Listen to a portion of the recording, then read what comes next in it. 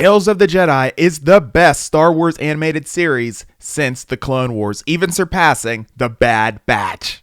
As a Star Wars fan, my joy absolutely peaked during the time of the Clone Wars era with the prequel trilogy, as well as the time just before the events of A New Hope. If those time periods interest you at all, I guarantee you that you will absolutely love Star Wars Tales of the Jedi. I'm telling you guys, this story will keep you locked in.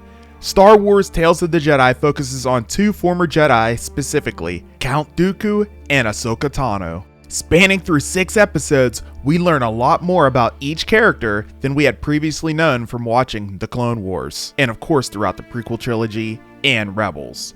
On Dooku's side, the series follows him as he begins to doubt the Jedi Council, his betrayal, and complete fall to the dark side of the Force. The series just does an astounding job at portraying exactly why Dooku thought as he did, as multiple events occurred throughout the series that led him down the path of the dark side, culminating into one last final task that Darth Sidious had him do to complete his journey to the dark side. He even questioned Sidious's wishes, but by the end, he is so twisted by the dark side of the Force that he is unable to listen to any reasoning and is unable to dictate what is true and what isn't.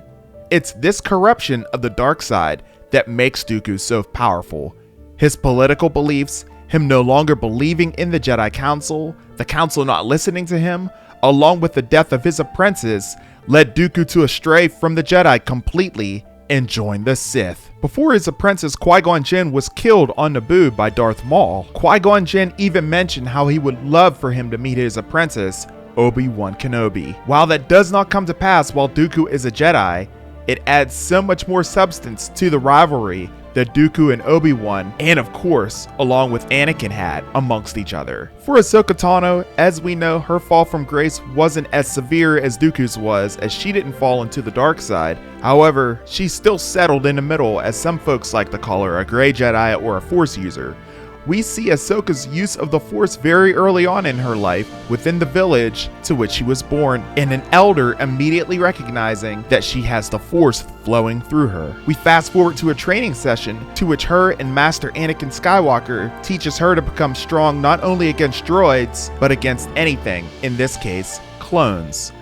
Little did Anakin know that this training would actually save her from the events of Order 66. It's moments like this that make Tales of the Jedi top-tier Star Wars content. Tales of the Jedi does a great job at focusing on past events that have already happened in Star Wars canon that actually build it up and make those shows and series even better. After watching this, I feel like I'm ready for a rewatch of Star Wars The Clone Wars, at least the core episodes anyway, or even perhaps Star Wars Rebels, or better yet, episodes 1 through 3. The callbacks made in this show to events that occurred in the prequel trilogy, Clone Wars, and even Rebels is absolutely amazing. And the show does it by displaying just a slight nod while not making it too obvious, which for fans like myself gives the ultimate satisfaction and gratification. Guys, this show is great. I'm telling you right now, this is top tier Star Wars content, the best of the best whenever it comes down to it, whether it's animated or live action. This is the best Star Wars that LucasFilm has to offer for us. It's the voice acting, the animation. The only thing, and I mean literally the only thing knocking this show, holding it back from being potentially a perfect 10 out of 10 for me, is the fact that it's way too short. The length of these episodes, you guys, are far too short. By the end of each episode, I was sitting back, waiting, and wanting more. I mean, these episodes are like, 17 minutes or so, but they end up being a lot shorter once the credits start rolling. I was so into each episode that by the time the credits started rolling, it became frustrating due to the fact that I just straight up wanted more. It's disappointing to say the least. So my hope is that they will have a season 2 of this outstanding show with longer episodes to be viewed. I, for one, love the Clone Wars era, and I am always welcome to see that side of Star Wars come to the screen, whether it's animated or in live action. Dave Filoni has proved to be the master of storytelling for these eras of Star Wars, and he can truly do no wrong. I give Star Wars Tales of the Jedi a 9 out of 10. It's a near masterpiece in my eyes. The show gives further context to events that happen in Star Wars canon, a treat for many to be sure. It welcomes us back to the era of the Republic, the fall of it, and the beginnings of the Empire, while displaying that these two Jedi were so very important leading up to the events of the fall of the Republic and the rise of the Empire, with the important roles that they played throughout their times. Did you watch Tales of the Jedi yet?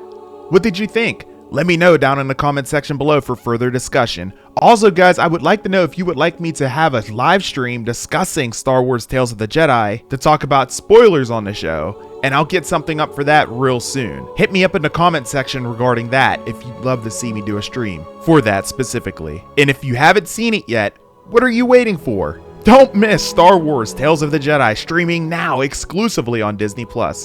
For more Star Wars content, be sure to like this video and subscribe to the channel so you're locked and loaded once the videos or live streams are available.